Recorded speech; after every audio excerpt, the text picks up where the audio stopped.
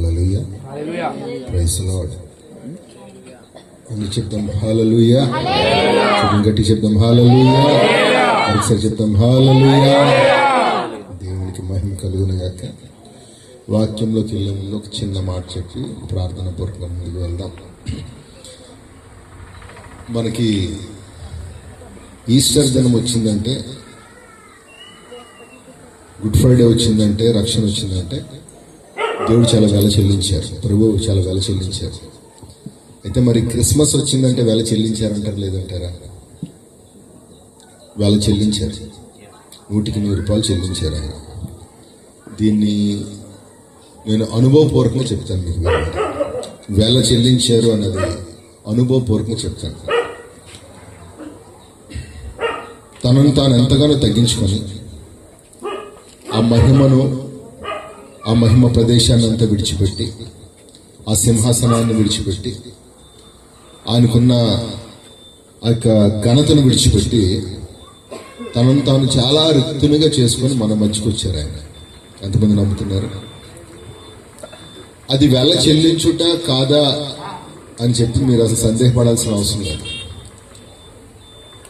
చిన్న ఎగ్జాంపుల్, నేను దీని గురించి ధ్యానం చేస్తున్నప్పుడు, ప్రభువా నాకు అనుభవపూర్వకంగా దీన్ని నేర్పించండి అని చెప్పి నేను ప్రార్థన చేస్తాను. మాకేంటంటే ప్రభు చాలా సన్నిహితంగా ఉండి మమ్మల్ని నడిపించే అనుభవాలు చాలా ఉంటాయి. ఈరోజు ఉదయం నేను కారు పెడదామని చెప్పి ఒక ప్రాంతానికి వెళ్ళి, చిన్నవాళ్ళూరులో ఈస్ట్ పాయింట్ కాలనీలో ఒక అపార్ట్మెంట్కి కొద్దిగా ఎడంగా కారు పెడతాడు. కారు పెట్టేసరికి త్వరగా పరిగెట్టుకుంటూ వాచ్మెన్ వచ్చాడు. ఇంకా నేను కారు దిగలేదు, పెట్టలేదు. ఇలా ఇంజిన్ ఆపాను. వెంటనే నాకు పాస్టర్ గారు ఫోన్ చేశారు. పాస్టర్ గారితో మాట్లాడుతున్నాను. ఈ విండో దగ్గరేమో ఇంకొక ఆయన ఎవరు మాట్లాడుతున్నారు, డోర్ దగ్గర మాట్లాడుతున్నారు. ఎవరంటే వాచ్మెన్. ఇటు పాస్టర్ గారితో మాట్లాడాలా లేకపోతే ఈ వాచ్మెన్తో మాట్లాడాలా నాకు అర్థం లేదు. ఒకసారి పాస్టర్ గారు మీరు లైన్లో ఉండండి అని చెప్పి గ్లాస్ దింపి మాట్లాడుతున్నారు. ఎవరయ్యా అని అడిగాను. నీకు బుద్ధి ఉందా లేదా అన్నాడు. నాకు చాలా ఆశ్చర్యం అనిపించింది. నీకు బుద్ధి ఉందా లేదా, ఎక్కడెందుకు పెట్టావు, కారు తీస్తావు లేదా అని బాగా రేజ్ అయిపోతున్నాడు. ఇప్పుడు దాకా మరి దేవుని యొక్క మహా గొప్ప కృప, అంత ఇదిగా దూషించడము, అంత ఇదిగా మాట్లాడటం అన్నది అంతగా నేను పడలేదు బయట. మరి చూశాను, అతను అన్యులంటే ఓకే చూశాను, సువార్త ప్రకటించినప్పుడు కర్రలు పట్టుకుని రావటము, కొడదామని చూడటం, ఇవన్నీ మనం అనుభవించాం. సరిగా ఇది మామూలుగా వ్యవహార పద్ధతిలో మనం బతుకుతున్న ప్రాంతంలో నేను అనుభవపూర్వకంగా ఈరోజు నేను చూశాను. అయితే ఆ వాచ్మెన్ అన్ని మాటలు అంటున్నప్పుడు నిజంగా నన్ను నేను తగ్గించుకోవడం చాలా కష్టమైపోయింది. ఈ చిన్నదానికే నాకు అంత కష్టమైపోయినప్పుడు ఒకసారి 2-3 మాటల్లోని నువ్వు నోరు మోస్తావో లేదా అన్న మాటను పట్టుకొని వాడి కాస్త వెళ్ళిపోయాడు. చాలా పెద్ద షౌటింగ్ అయింది. నేను ఇంటికి వెళ్ళిన తర్వాత చాలాసేపు మోకాళ్ళు వేసి ప్రార్థిస్తున్నాను. ఒకే ఒకటి అడుగుతున్నాను ప్రభుని, ప్రభా నన్ను క్షమించి ప్రభా అని అడుగుతున్నాను. నీకున్న తగ్గింపు మామూలుది కాదు. నేను ఉదయం అడిగాను, ఈరోజు మధ్యాహ్నం కల్లా నువ్వు అనుభవపూర్వకంగా చూపించావు. ఈ క్రిస్మస్ మాకు వచ్చిందంటే నువ్వు ఎంత తగ్గించుకుంటే మాకు వచ్చింది. ఈ క్రిస్మస్ మనకి చాలా వెల చెల్లిస్తే ప్రభు ఎంత వెల చెల్లించారంటే, ఆయన అభిషేక్తుడు, ఆయన చాలా గొప్ప అభిషేక్తుడు. ఆయన నోటి మాటతోనంటే సమస్తమును సృజించాడని మనకు వాక్యం చాలా క్లియర్గా ఉంది. చూడండి, ది మోస్ట్ పవర్ఫుల్ ప్లానెట్ మనకు కనబడుతూ ఉంటుంది. దాని పేరు సూర్యుడు అంట, సన్ అంట. దానికున్న ఆ ఫైర్, దాని మీద ఉన్న ఆ యొక్క కెపాసిటీ క్యాల్కులేట్ చేస్తే అసలు మనం మధ్య ఎదిరిపోతుంది. అది నోటి మాటలతో తయారు చేయబడింది, వాక్యం ద్వారా తయారు చేయబడింది. అంత గొప్ప గనుడు ఆయన పరలోకమందు ఉండకుండా, ఈ భూమి మీద ఉండకుండా ఒక గర్భంలో 9 నెలలు మరుగైపోయాడు. ఎంత తగ్గించుకున్నాడు కదా. నా మాట మీకు అందరూ బాధపడుతుందా? ఎంతో తగ్గించుకుంటే మనకి ఈ క్రిస్మస్ వచ్చింది. హల్లెలూయా. ఇప్పుడు మన వాక్యంలోకి మనం వెళ్ళిపోదాము. మీరందరూ మత్తయి సువార్త 1వ అధ్యాయము మీరు తెలిసినట్లయితే నేను 2 మాటలు చదవమంటాను. దయచేసి ఆ 2 మాటలు చదవండి.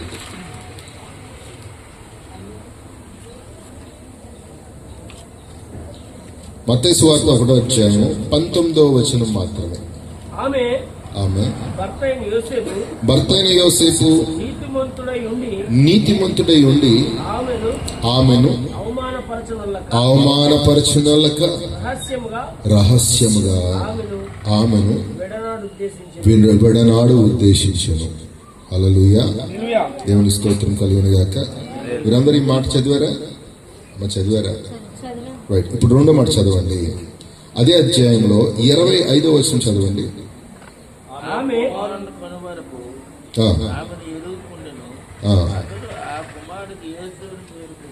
కొద్ది 24 యోసేపు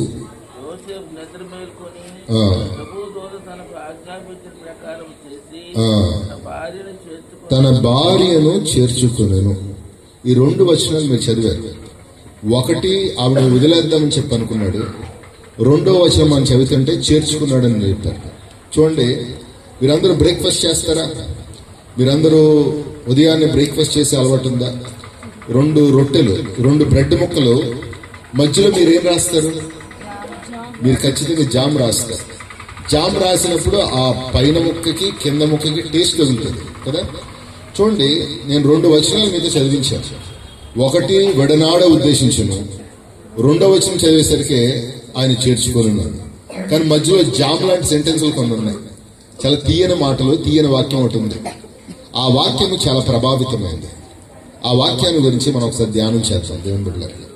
ఆ వాక్యం ఏమని చెప్తున్నారంటే, ఆయన చెప్తున్నారు, ప్రభుదూత స్వప్నమందు ఆయనకి కనబడి, ఒక 3-4 మాటలు ఉన్నాయి. మరి నేను నాకు ఇచ్చిన సమయం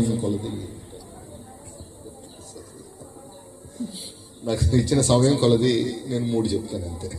దేవుని స్తోత్రం, హల్లెలూయా. మరి ఇంట్రడక్షన్ మరి ఆ పాస్టర్ గారికి ఈ పాస్టర్ గారికి అందరికి నేను ఇంట్రడక్షన్ ఇవ్వలేదు. మరి వాళ్ళందరూ తెలిసిన వాళ్ళే చెప్పేశారు అంతా. మరి నేను కూడా చెప్తే మరి టైం వేస్ట్ అయిపోద్ది కదా. వాళ్ళు చాలా మర్యాదస్తులు వాళ్ళు. ఇంకా వాళ్ళ దగ్గర నుంచి నేనే ఇంకా చాలా నేర్చుకుంటున్నాను. మరి ఆరాధికుల దగ్గర నుంచి మరి తమ్ముడు, మరి సొంత తమ్ముడు లెక్క. మరి చాలా సంతోషం ఈ మధ్యన. మరి అయ్యగారు మంచిగా 2-3 సెంటెన్సే చెప్పారు, కానీ బాగా నవ్వించారు ఆయన. చాలా బ్యూటిఫుల్, చాలా సంతోషకరమైన, చాలా వాల్యుబుల్ మాటలు చెప్పారండి. చాలా వాల్యుబుల్ గా ఉన్నది, మామూలు కాదు. ఇంతకుముందు పశువులు మనుషులకి డేట్ ఆఫ్ బర్త్ లేదు, నేను కొత్తగా విన్నాను ఇక్కడ. అంతే, ఒక్కొక్కరి దగ్గర ఒక్కొక్క ప్రత్యేకత ఉంటుంది. దేవునికి స్తోత్రం కలుగును. మనందరం కలిస్తే దేవుని రాజ్యం కట్టబడుతుంది. ఎవరు ఎక్కువ ఎవరు తక్కువ అనుకోవడానికి లేదు, ఎవరిని కించపరచడానికి లేదు. అందరం సమానమైన దేవుని యొక్క దృష్టిలో. హల్లెలూయా. ఎవరిని వారిని ఎలా వాడుకోవాలో దేవుడు వాడుకుంటారు. ఆయనకి మహిమ కలుగును గాక. దేవునికి స్తోత్రం. నేను ఈ వాక్యంలోని వెళ్ళిపోయే ముందు, మన మధ్యన దేవుని బిడ్డలారా, దేవుడు మనల్ని నిజంగా దీవించాలి అని మీరు అనుకున్నట్టయితే, అసూయ కానీ ద్వేషం కానీ ఇవన్నీ లేకుండా ఉన్నట్టయితే దేవుడు ఇంకా దీవిస్తూనే ఉంటాడు, ఆశీర్వదిస్తూనే ఉంటాడు. నేను నర్సీపట్నం మొన్న 17వ తారీఖుకి నర్సీపట్నం ఒక పాస్టర్ గారు హీలింగ్ సర్వీస్ పెట్టారు. 250 మందిని పిలిచాడు. ప్యాంప్లెట్ కూడా కొట్టారు, అంతా బాగానే ఉంది. కానీ ఈ లోపల నేనంటే కెట్టని ఒక ఆయన ఏమని చెప్పాడంటే, ఆయన మాత్రం పిలవద్దాను సార్, ఆయన పిలవద్దాను సార్. నేను అప్పుడు దేవుని సన్నిధిలో ఏం మోకాలు వేసి ప్రార్థన చేసింది తెలుసా? నేను ఇలాంటి విత్తనం నేను విత్తలేదు. నేను ఎందుకు కొయ్యాలి? ఇది తప్పులేదు, అడగడం తప్పులేదు. నేను ఎప్పుడు ఏ దైవజనుడిని కాదని చెప్తే నేను ఆపలేదు. ఒక చాట ఎక్కడైనా మీటింగ్ జరుగుతుంటే ఇతనా వద్దు అని నేను అనలేదు. అంటే చెప్తున్నాను, మన మధ్యన ఇలాంటి విత్తనాలు ఉండకూడదు మన మధ్యన. ఎందుకంటే మనం ఎప్పుడు మన నాయకుడి వైపే చూడాలి. మన నాయకుడు ఎలాంటి వారు చెప్పండి? The most handsome person. ఇంత ప్రత్యేకంగా, ఇంత మార్వలస్ గా ఉన్న వారు నాకు తెలిసి ఎవరూ లేరు. నేనంటాను ఆయన్ని డాడీ అని పిలుస్తాను. మీరేం పిలుస్తారు? మీరంతా ఏం పిలుస్తారు? నేను నవ్విచేస్తున్నాను. దేవుని స్తోత్రం. అయితే ఈ 2 మాటల మధ్యన చాలా తీయనైన విషయాలు ఉన్నాయి. ఒక 3 విషయాలు. దూత ఆయనకి కనబడి ఈ మాట చెప్తాను. ఒకసారి మీరు అందరు చూడండి. మీరు ఒకసారి, నేను వాక్యంలోకి వెళ్ళిపోతాను. అతడు ఈ సంగతుల గురించి ఆలోచించుండగా, ఇదిగో ప్రభుదూత స్వప్నమందు అతనికి ప్రత్యక్షమై, దావీదు కుమారుడు అయిన యోసేపు, అంతేనా, యోసేపు, నీ భార్య అయిన మరియను చేర్చుకున్నట్టుకు భయపడకుము. ఆమె గర్భం ధరించింది, పరిశుద్ధాత్మ వల్ల కలిగింది. ఆమె యొక్క కుమారుని కనును. Okay, right. దేవునికి స్తోత్రం కలుగును. ఆమె గర్భం ధరించినది, ఇది పరిశుద్ధాత్మ వల్ల కలిగను. ఆమె ఒక కుమారుని కన్ను. ఇది ఒకటి చాలా చాలా విలువైన మాట. ఇది చాలా చాలా విలువైన మాట. ఈ లోకంలో అందరూ, ఒక్కరు కాదు అందరూ ఒక స్త్రీ పురుషుడి యొక్క కలయికలోనే జన్మించారు. కేవలం ఒక్కరు మాత్రము పరిశుద్ధాత్మ వల్ల జన్మించారు. ఒక్కరు, ఇంకా వేరొక మాట లేనే లేదు. మనుషుల్లోని క్రోమోజోమ్స్ అని ఉంటాయి. క్రోమోజోమ్స్ ఎన్ని క్రోమోజోమ్స్ ఉంటాయంటే నాలోని 23 జతలు ఉంటాయి. నాలోని 23 జతలు అంటే 23 జతలు అంటే మొత్తం ఎన్ని క్రోమోజోమ్ సెల్స్ చెప్పండి?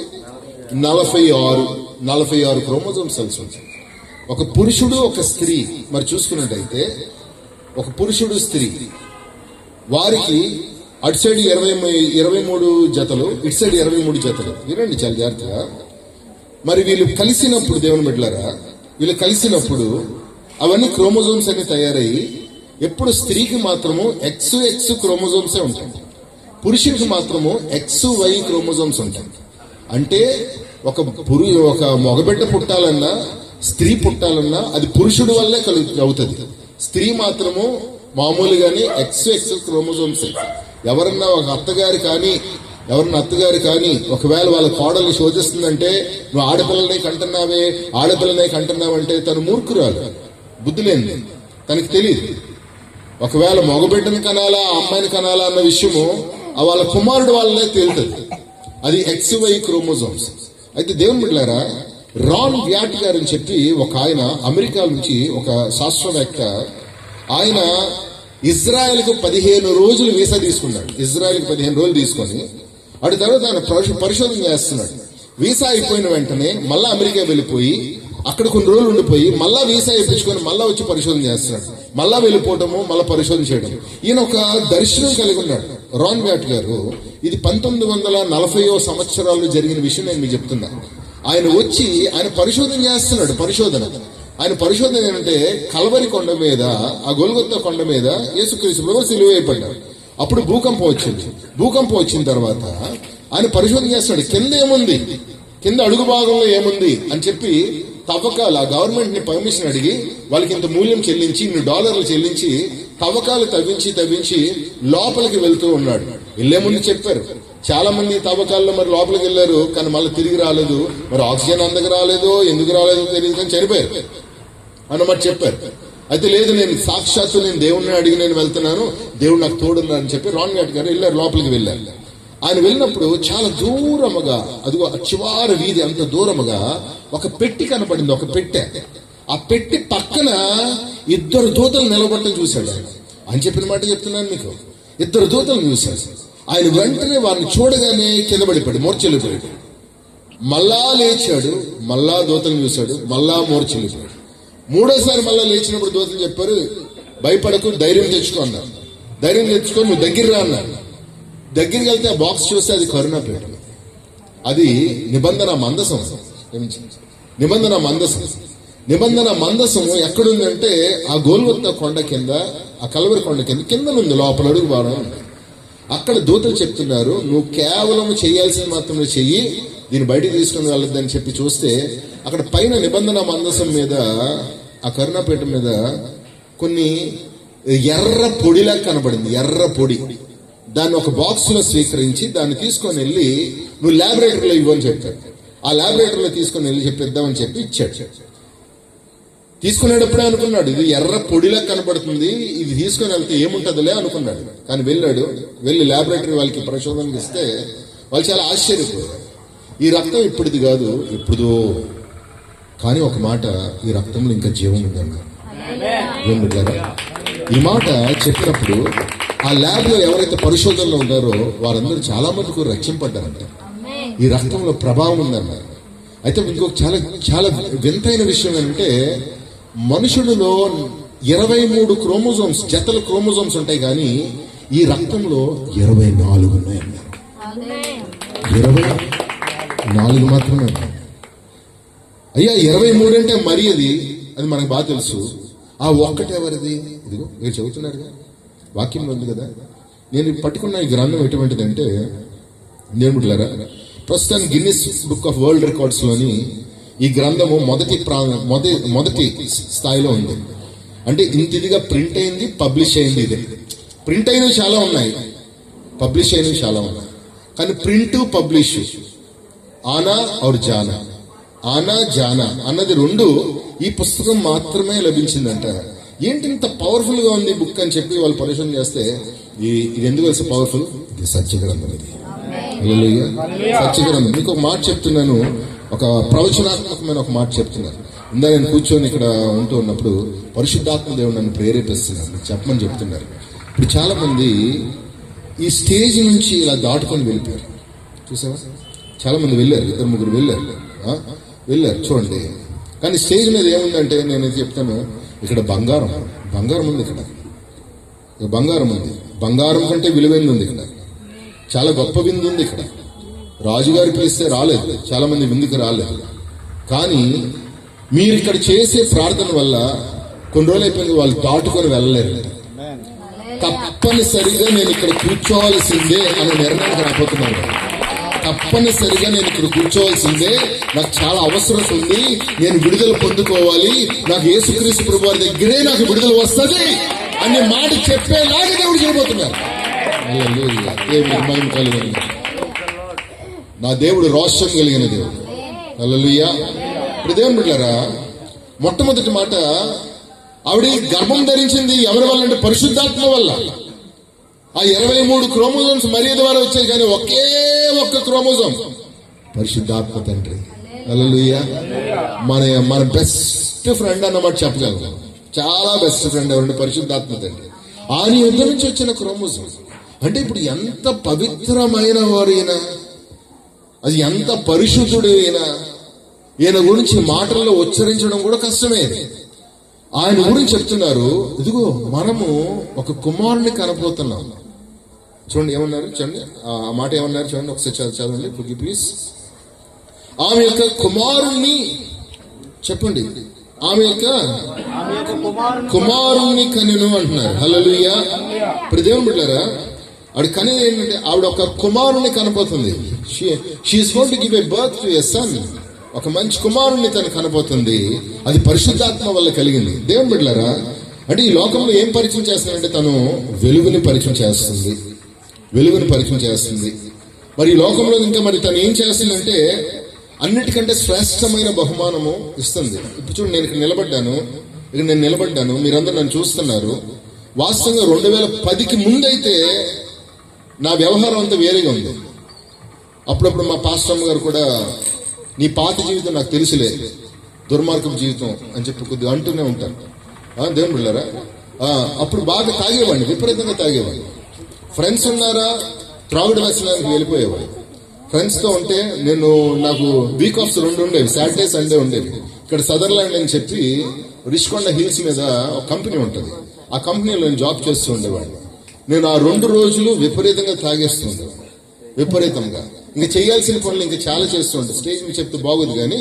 దేవుని బిడ్డలారా, అలా ఉంటే నన్ను ఒకరోజు ఆవిడ కుమారుని కన్నది కదా, ఆ కుమారుడు మరి పరిచయం అవ్వగానే ఆ వెలుగు తాగగానే ముందు చీకటి నుంచి బయటకు వచ్చేసాను. ఆ చీకటి నుంచి బయటకు వచ్చేసాను. ఆ 2010 నుంచి ఇంకా నేను మందు బాటిలే నేను ముట్టలేదు. అప్పుడు నేను అనుకున్నాను, మనకి చాలా బలహీనతలు ఉన్నాయి, కానీ ఆ బలహీనతలను జయించడానికి ఈయన దగ్గర శక్తి ఉంది, ఈయన దగ్గర చాలా శక్తి ఉంది. ఇప్పుడు మరి అందరూ బలహీనతలు మరి జయించలేకపోతున్నారు. ఎలాగంటారు పాస్టర్ గారు, మీరు చెప్పండి అంటే, మీరు మనసారా అడగండి, మీరు హృదయపూర్వకంగా అడగండి, మీరు విశ్వసించి అడగండి, ఆయన పవర్ పనిచేస్తుంది.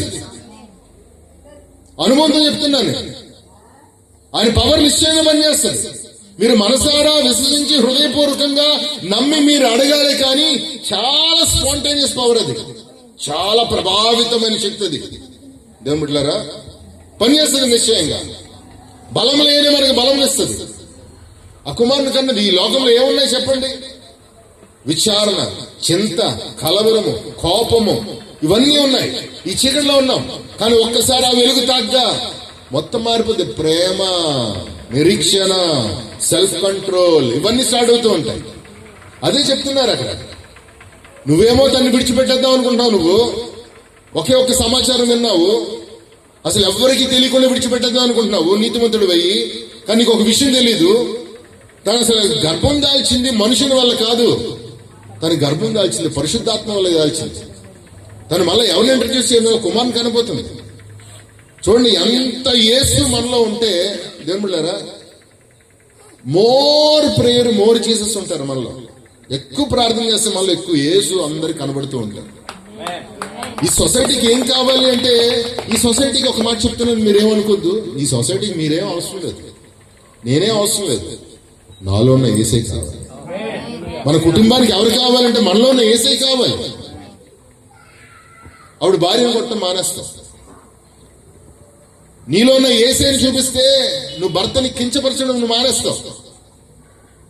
నీలో ఉన్న యేసేని చూపిస్తే పిల్లలకి బాధ్యతగా ఉంటావు నువ్వు. ఈ సొసైటీకి కావాల్సింది యేసయ్య. అంత గొప్ప గనుణ్ణి పరిచయం చేస్తానంటుంది తను. నువ్వేమో ఆవిడ విడిచిపెడతానంటున్నావు. యోసేపు నీకు ఏ హృదయం ఉండాలి తెలుసా?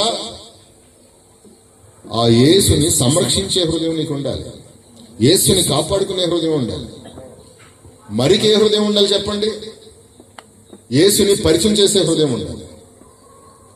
మరి గొర్రెల కాపర్లకి ఏ హృదయం ఉండాలి చెప్పండి? యేసుని ప్రకటించే హృదయం ఉండాలి. మరి ఆ జ్ఞానులకి ఏముండాలి చెప్పండి? యేసుకి కానుకలు ఇచ్చే హృదయం ఉండాలి. ఏం బిడ్డలారా, ఉండాలి కదా. ఈరోజు కురస్ చేతులు కనబడుతూ ఉన్నాయి. చేయి చాపలేకపోతున్నారు. కానీ ఒకటి నేనైతే సత్యం గమనించాను, యేసుకి ఎంత ఇస్తే మళ్ళీ రిటర్న్ ఇచ్చేస్తూనే ఉంటారు. ఇది తెలియదు, చాలా మంది తెలియదు. మీరు ఇస్తూ ఉండండి, మళ్ళీ మీకు రిటర్న్ ఇచ్చేస్తూనే ఉంటారు.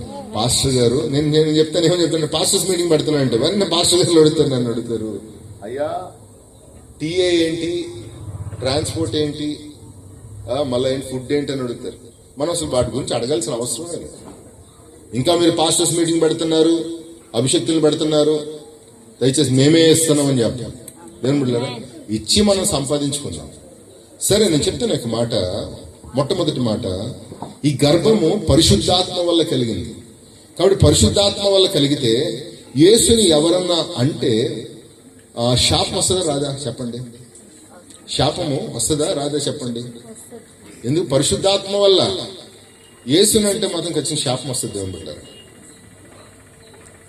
నేను డిగ్రీ చేస్తూ ఉన్నప్పుడు పేరు జయరామ్, తహసీల్దార్ గారి యొక్క కుమారుడు, తహసీల్దార్ కుమారుడు అనమాట జయరామ్. విపరీతమైన అన్య విగ్రహారాధనలు చేస్తూ ఉంటాడు. పోన్లే, తను చేస్తూ ఉంటాడు, మేము కూడా చేస్తూ ఉంటాం. చేసుకుందాం, కానీ యేసుని ఎందుకు దూషించాం. తహసీల్దార్ కుమారుడు అంటే ఎంఆర్ఓ తర్వాత ఎవరంటే తహసీల్దార్. మంచి హై స్టేజ్ అనమాట. 4 అపార్ట్మెంట్లు కొన్నారు, 3 కొడుకులు. బాగుంటుంది, భలే ఉంటుంది అసలు. దాని తర్వాత ఆయన స్లోగా కొన్ని రోజులు అయిపోయిన తర్వాత రిటైర్ అయిపోయిన తర్వాత పెద్ద కుమారుడు జోదానికి అలవాటు పడ్డాడు. అలవాటు పడి ఒక అపార్ట్మెంట్ అమ్మేశాడు. పెళ్లి చేశారు, అపార్ట్మెంట్ అమ్మేశాడు. ఏ అపార్ట్మెంట్ ఇది ఇచ్చారో దాన్ని అమ్మి పడేశాడు. దాంతో స్లోగా వాళ్ళ నాన్నగారు చనిపోయారు, అడుగుతుంది వాళ్ళ అమ్మగారు చనిపోయారు. దాని తర్వాత 2 కుమారులు, ఆ జయరామ్ అన్న అతనికి కొద్ది బలహీనత, హ్యాండిక్యాప్డ్ అనమాట. తన పరిస్థితి అస్సలు బాగా, అప్పులు పాలైపోయి విపరీతం తాగేశాడు. చిన్న కుమారుడు ఉంటాడు, మంచి విపరీతంగా చదువుతాడు, టాపర్ అన్నమాట. School topper, college topper. తన సాఫ్ట్వేర్ ఇంజనీర్ గా మరి జాబ్ కూడా వచ్చింది. కానీ నిన్న నాకు ఫోన్ చేసి చెప్తున్నాడు, మా తమ్ముడికి మెంటల్ వచ్చేసింది, ఎర్రగడ్డలో జాయిన్ చేద్దాం అనుకుంటున్నాము, మరి మీ చిన్నవాళ్ళతో మెంటల్ హాస్పిటల్ ఉంది కదా, అక్కడ ఒకసారి కనుక్కోవా అన్నమాట అడిగాడు. అప్పుడు నాకు నిజంగా అనిపించింది, ఒరే ఆనాడు నువ్వు దూషించిన మాటలు అది ఎంత శాపానికి గురి చేసింది. మనుషులు చాలా మంది చేస్తున్న తప్పు ఇదే. ఈయనలో ఏ పాపము లేదు, నాలో పాపం ఉన్నదని ఎవరన్నా మీరు రుజువు చేయగలరా అని అడిగిన ఏకైక నాదుడు ఈయన మాత్రమే. ఇంకెవరు ఆ మాట, ఆ సవాల్ ఇసరలేకపోయారు. అలా ఇసరడానికి భయపడ్డారు చాలా మంది. ఇలాంటి ఆయన్ని మనము ఒకవేళ దూషిస్తే చెప్తున్నాను, కుటుంబాలు నాశనం అయిపోతూ ఉంటాయి. ఈయన మామూలుగా ఒక పురుషుడి ద్వారా మరి రాలేదు, కానీ పరిశుద్ధాత్మ వల్ల. చెప్పండి, పరిశుద్ధాత్మ వల్ల. ఇది మామూలు విషయం కాదు కదా దేవుని బిడ్డలారా. కానీ అందుకే దేవుడు ఏం చేశాడంటే, అదొక ఆ హోలీ బ్లడ్ బ్యాంక్ ని చాలా జాగ్రత్తగా దాచి ఒకరోజు మనందరి కోసం చిందించేశారు. అందరి కోసం చిందించారు. ప్రపంచ దేశంలో ఎంతటి పాపి అయినా ఆ యొక్క రక్తాన్ని స్మరణకు తెచ్చుకుంటే విడుదల ఖాయము. హల్లెలూయా, విడుదల ఖాయము. ఆ చిన్నవాళ్ళలో నా మీద రెగ్యులర్ గా తరచుగా నా మీద చేతపడి చేస్తూ ఉంటాను మా చిన్నవాళ్ళు.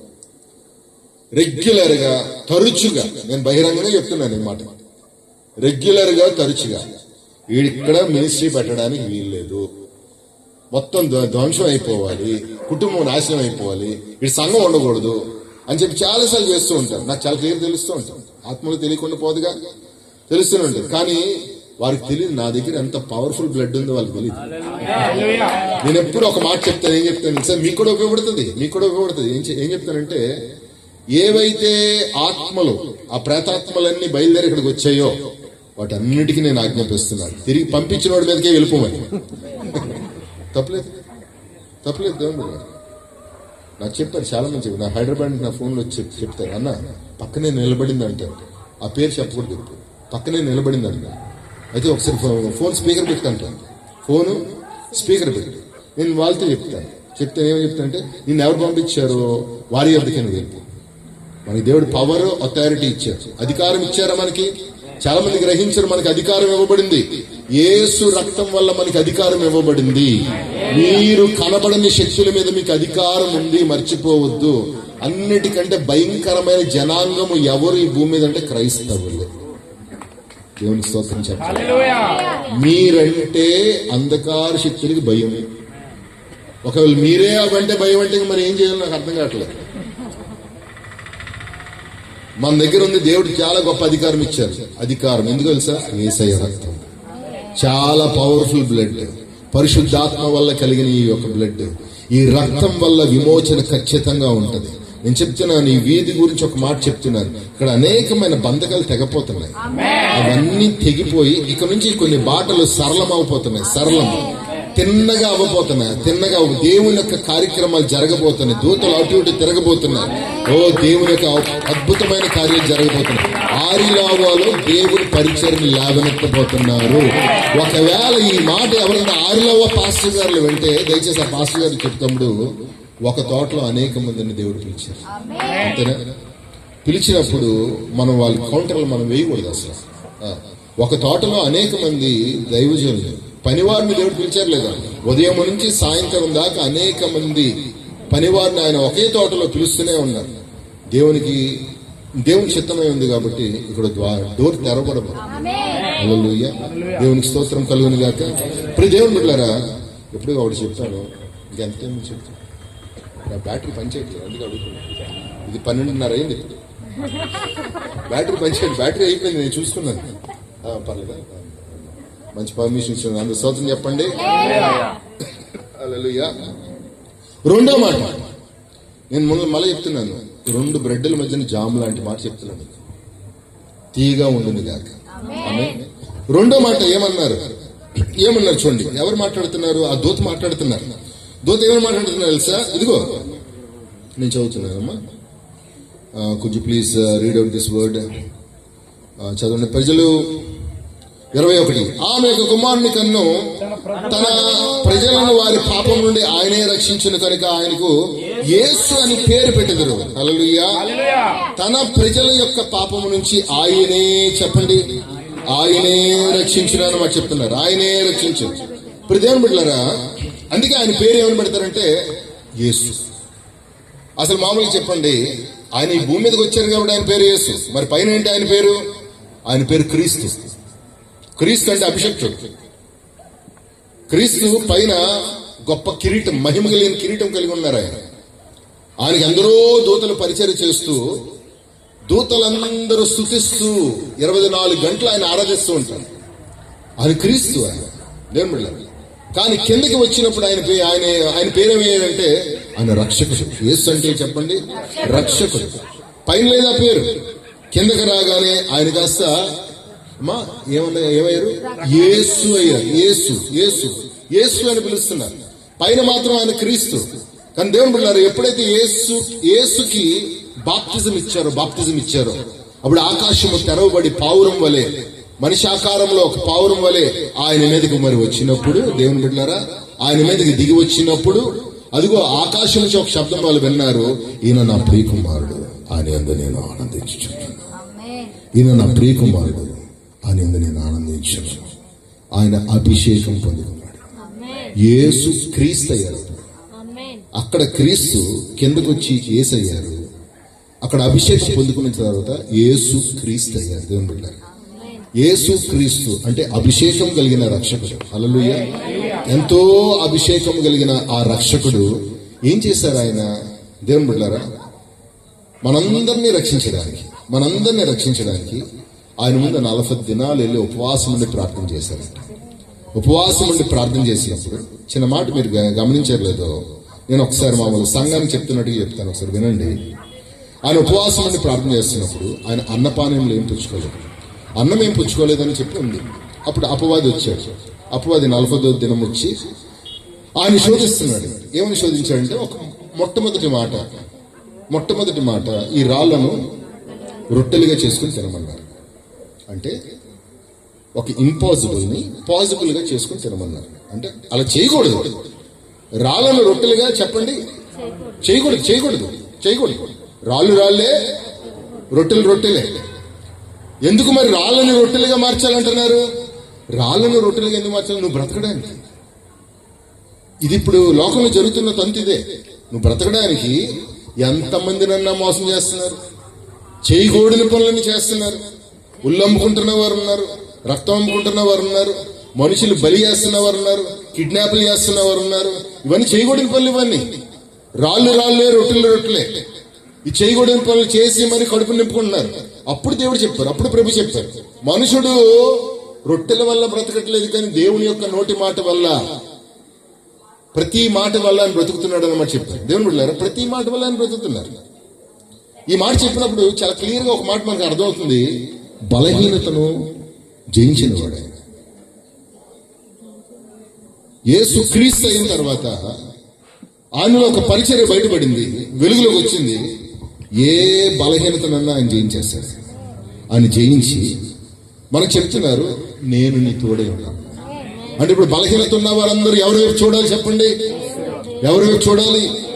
యేసుక్రీస్తు వైపే చూడాలి. అయ్యా, నీలాగా నాకు సముద్రం నడవాలందయ్యా, అయ్యా నీలాగా నేను నిలవాలందయ్యా. నిజమే, వాస్తవంగా మేము పరిచర్లు చేస్తున్నాము.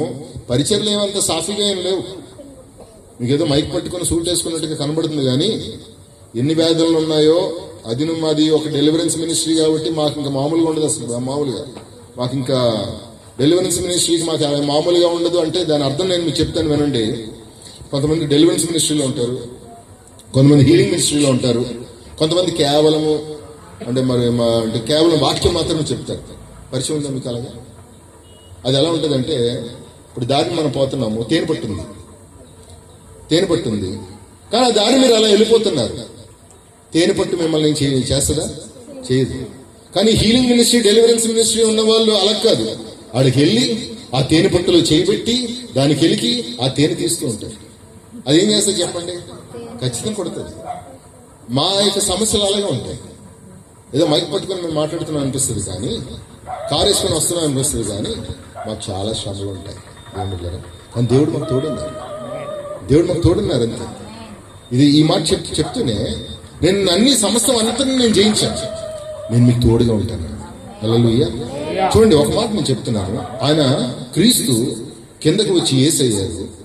ఆయన అభిషేకం పొందుకొని యేసు క్రీస్తు అయ్యారు. యేసు క్రీస్తుగా ఉండి అనేకమైన పరిచర్లు ఆయన చేసి, అటు తర్వాత దేవుని బిడ్డలారా ఆయన సిలువ వేయబడి మళ్ళీ తిరిగి లేచిన తర్వాత ఆయన ఆరోహణమై పరలోక రాజ్యం వెళ్ళి క్రీస్తు యేసయ్యారు.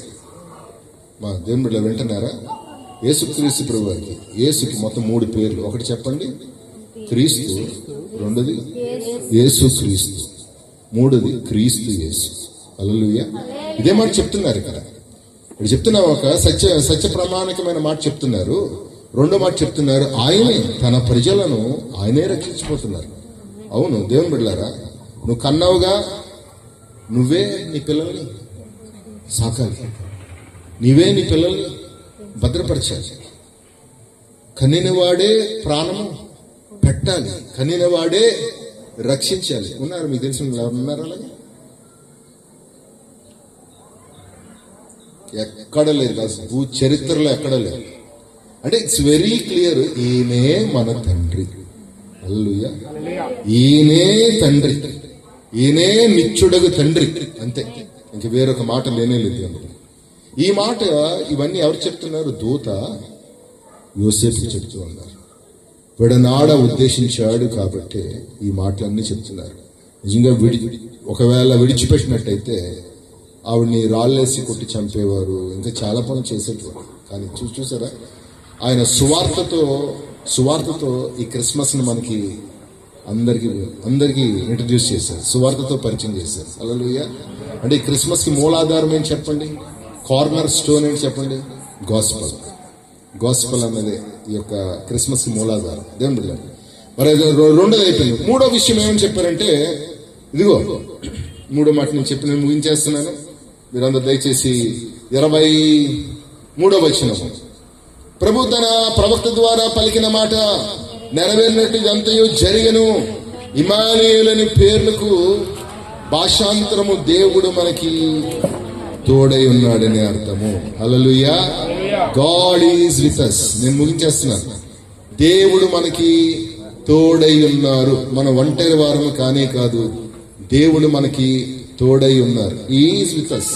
ఆయన ఎప్పుడు హమేషా మనకి తోడుగానే ఉంటూ ఉంటారు. దేవుని బిడ్డలారా, ఆయన తోడుగా ఉన్నారు అన్న విషయం మనకి చాలా క్లియర్ గా మనకు తెలుస్తూ ఉంటది. మనకి దేవుడు దూతల యొక్క పరిచర్య చేస్తారు. అకార్డింగ్ టు స్క్రిప్చర్స్, కీర్తన 34:7 ప్రకారముగా ఆయన ఇందు భయభక్తులు కలవారి చుట్టూ ఆయన యొక్క దూతలు కావలి ఉంటున్నారన్నమాట చెప్తారు. అలాగే 91వ కీర్తన 11వ వచనం ప్రకారముగా ఆయన వారికి ఆజ్ఞాపించి మన పాదములకు రాయి తగలకుండా ఆయన ఎత్తుపట్టుకుంటూ ఉంటారట. దేవుని బిడ్డలారా, దూతలు మరి ఎత్తుపట్టుకునేలా వాళ్ళు చేస్తారు. ఇవన్నీ చూడండి, దేవుడు మనకు తోడై ఉన్నారు కాబట్టి. చూడండి దేవుని బిడ్డలారా, ఒక మాట, సృష్టి ఆది నుంచి ఇప్పుడు దాకా దేవుడు మాత్రం తోడే ఉన్నాడు. తోడు లేని క్షణం అంటూ ఏం లేదు. ఆది నుంచి ఇప్పుడు దాకా తోడున్నారు, ఉండపోతున్నారు. కేవలము విడవబడుతున్న గుంపు ఉంటది, వాళ్ళని విడిచిపెడతారు. అప్పుడు ఈ భూమి ఎలా ఉంటది అన్నమాట నేను చెప్తాను, వినండి ఒకసారి. ఈ భూమి ఎలా ఉంటుందంటే విడవబడుతుంది. కేవలం ఈ భూమి దేనికి కేటాయింపబడుతుంది తెలుసా? ఈ భూమి నుంచి పొగలు మాత్రమే వస్తూ ఉంటాయి. పొగలు, ఆర్తనాదాలు, కేకలు మాత్రమే. నాకు దర్శనం నాకు క్లియర్గా నా కళ్ళకి కట్టినట్టుగా కనబడుతుంది. పొగలు మాత్రమే వస్తుంది, చీకటిగా ఉంటుంది. పైన ఎవరు ఉండరు కానీ లోపల చాలా మంది ఉంటారు. అంటే ఏం చెప్పండి, అది నరకం, పాతాళ నరకం. ఈ భూమి అలాగే ఉంటుంది అందులో. అయితే ప్రభు మనకి ఏం చేస్తున్నారంటే, మనకి తోడే ఉన్న దేవుడు ఒక మంచి మాట సెలవిచ్చారు. ఎవరు వారి క్రియలు చెప్పిన వారికి నేనేం చేస్తానన్నారు ఆయన? జీతం తీసుకుని వస్తాను. ఆయన జీతం ఖచ్చితంగా తీసుకుని వస్తారు. నేను మొన్న నా ప్రార్థన గదిలో నేను ప్రార్థన చేస్తున్నప్పుడు ఈ సత్యం నేను ఖచ్చితంగా సంఘానికి చెప్పాలని చెప్పి అనుకున్నాను. మీరందరికీ ఎంతమంది సొంత ఇళ్ళు ఉన్నాయి? చేయొద్దండి సేవ. సొంత గృహములు. మీ అందరికీ డాక్యుమెంట్ పేపర్స్ ఉన్నాయి కదా? లేవని డాక్యుమెంట్స్ ఉన్నాయి కదా? ఆ డాక్యుమెంట్ మీ పేరు మీద ఉంది. అదే మీ పేరు, ఏదో మీ సొంత పేరు. చూడండి, భూమి మీదే డాక్యుమెంట్ పేపర్ ఉంటే పైన డాక్యుమెంట్స్ ఉండవు అనుకుంటారా?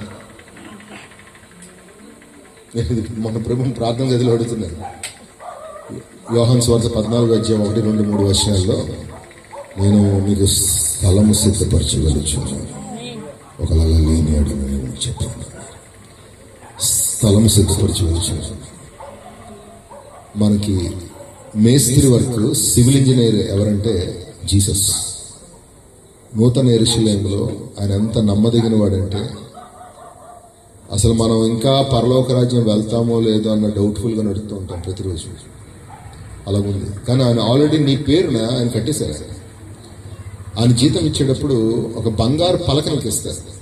ఆ పలక మీద నీ పేరు ఉంటుంది. ఇలా చెప్తారు, ఇదిగో నీకు ఒక స్థలం ఉంది, అక్కడ ఒక మంచి మ్యాన్షన్ హౌస్ ఉంది. ఆ మ్యాన్షన్ హౌస్ ఎదురుగా మంచి కొలను ఉంటుంది. నీకు మొత్తం ఒక 4-5 రథాలు నీకు ఇవ్వబడ్డాయి. నీకేమో నీ గార్డెన్లోని సింహము, గొర్రెపిల్ల ఆడుకోవడం కూడా ఉంటుంది అని చెప్పి మనకు కొన్ని ఫెసిలిటీస్ ఇస్తారు. దేవుని బిడ్డలారా, చెప్తున్నాను మీకు ఒక మాట చెప్తున్నాను, సత్యం చెప్తున్నాను, వినండి. ఇక్కడ మనం చేయించున్న క్రియలను బట్టి పైన ఆస్తి పోగవుతుంది. మీరు సరదాగా తీసుకోవద్దు, ఈ విషయం చాలా సీరియస్ మ్యాటర్ ఇది. చూడండి, కావలిస్తే మనకి ఇప్పుడు మేము ఉంటున్న ప్రాంతం ఒకటి ఉంది, మాది చిన్నవాల్టేరులో. ఇటు వెళ్తే ఈస్ట్ పాయింట్ కాలనీ, ఇటు వెళ్తే కొయ్యి వీధి, రజికి వీధి, మధుర వీధి అని ఉంటుంది. ఒకే ప్లేస్ అండి. ఇటు వెళ్తే ఈస్ట్ పాయింట్ కాలనీ, ఇటువైపు వెళ్తే కొయ్యి వీధి, మధుర వీధి అని చెప్పి అవన్నీ ఉంటాయి. కొయ్యి వీధి, మధుర వీధిలో ఎలా ఉంటుంది తెలుసా? పారమా మాసు. మరి ఈస్ట్ పాయింట్ కాలనీ ఎలా ఉంటుంది తెలుసా? విఐపి పీపుల్ అందరూ ఉంటారు. కానీ ఒకే ప్లేస్ కదా, ఒకే ప్లేస్. జ్ఞాపకం చేసుకోండి, పరలోకంలో కూడా అలాగే ఉంటుంది. కొన్ని మ్యాన్షన్స్ ఒకలా ఉంటాయి, కొన్ని మ్యాన్షన్స్ వేరేలాగా ఉంటాయి. కొన్ని మ్యాన్షన్స్ చాలా ఉన్నతంగా ఉంటాయి, కట్టడాలు చాలా ఉన్నతంగా ఉంటాయి. ఏంటి కట్టడం ఎంత ఘనంగా ఉంది, ఎంత గొప్పగా ఉంది? కింద పేదలకు ఇచ్చే మనసు, తను ఉన్నదంతా మరి ఇచ్చే మనసు, కింద సాత్వికుడు, కింద దీనుడు, కింద భూమి మీద ఉన్నప్పుడు నా పోలికి చొప్పున బతికాడు. ఇవన్నీ ఉంటే ఆ క్రియల చొప్పున దానికి అది ఇవ్వగలిగింది. రెండులో వింటున్నారా? జస్ట్ మామూలు మీకు చెప్తున్నారు. దేవుడు ఇక్కడ నీకు ఎందుకు తోడున్నారు? దేవుడు మనకు ఎందుకు తోడున్నారు? ఆయన పోలికలో జీవించడానికి. హల్లెలూయా. ఆయన పోలికలో మనం జీవించాలని చెప్పి దేవుడు కోరుకుంటున్నారు. పూర్తిగా ఆయన మీద ఆధారపడాలని చెప్పి దేవుడు కోరుకుంటున్నారు. దానియేలు సింహం బోన్లో వేసేస్తానన్నా సరే ఆయన మీద ఆధారపడి తన ప్రార్థన కొనసాగిస్తూనే ఉన్నాడు. కానీ మొత్తాన్ని వాళ్ళు ఎట్టకేలకు వెళ్ళి తీసుకుని సింహాల బోన్లో పడేశారు. సింహాల బోన్లో పడేస్తే ఆ సింహాల యొక్క నోరులు చెప్పండి ఏమయ్యాయి? మూతపడ్డాయన్నమాట చెప్పారు. అంటే మూతపడ్డాయంటే నోరు ఇలా మూసుకొని ఉన్నాయా? లేదబ్బా. అది జరిగిన ఒక సంగతి ఏంటంటే దానికి ఆకలి కలగలేదు వాటికి. ఆ రాత్రి వాటికి ఏం కలగలేదంటే ఆకలి కలగలేదు. చూడండి, మీకు ఒక మాట చెప్తాను. నీ శత్రువుని ఏమన్నా చేయగలడు దేవుడు. నీకు తోడుంటే నీ శత్రువుని ఆయన ఏమన్నా చేయగలడు. మునకలు వేయించగలడు, అటు తిప్పగలడు, కన్ఫ్యూజ్ చేయగలడు. నువ్వు ప్రార్థించు, నా శత్రువు యొక్క బకెట్ అన్నిటికీ చిల్లులు ఉండాలి, వాడు అందులో నీళ్లు నింపడానికి ప్రయత్నం చేస్తూ ఉండాలి. వాడు ఆ పనిలో ఉంటుంది కాక. ఆమేన్. మనం పరిచయం ముందుకు కొనసాగునే కాక. హల్లెలూయా. మీకు హైగారు చెప్పారు, ఏం చెప్పారు? మనకి హ్యాపీ క్రిస్మస్, సాతానికి బీపీ క్రిస్మస్ అంటే ఏం మాట్లాడు బాబు, భలే సరిగ్గా ఉంటాయి అసలు. నిజమే కదా ప్రధానమంటారా? మరి మూడు విషయాలు చాలా తీయని మాటలు చెప్పండి. ఈ మూడు మాటలు చెప్పిన తర్వాత ఇంకా మరి యోసేపు ఒక నిర్ణయానికి వచ్చాడు. అదేంటనగా మళ్ళా చేర్చుకున్నాడు. ఒకడేం చెప్పండి? పరిశుద్ధాత్మ వల్లే కలిగినది ఆమె ఒక కుమారుణ్ణి కనపోతుంది.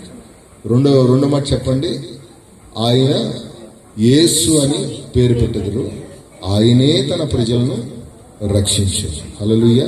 మరి మూడో మాట, ఆయనకి ఇమానుయేల్ అని పేరు పెట్టెదరు. ఆయన దాని అర్థం ఏంటనగా దేవుడు మనకు తోడని అర్థం. హల్లెలూయా. మనకి దేవుడే తోడున్నారు. దేవునికి స్తోత్రం కలుగును గాక. దేని గురించి ఇంకా మనం చింతించవద్దు, దేవుడు కార్యం చేయబోతున్నాడు. ఒక కూడికను దేవుడు దీవించను గాక, ఆశీర్వదించను గాక. దేవునికి మహిమ కలుగును గాక.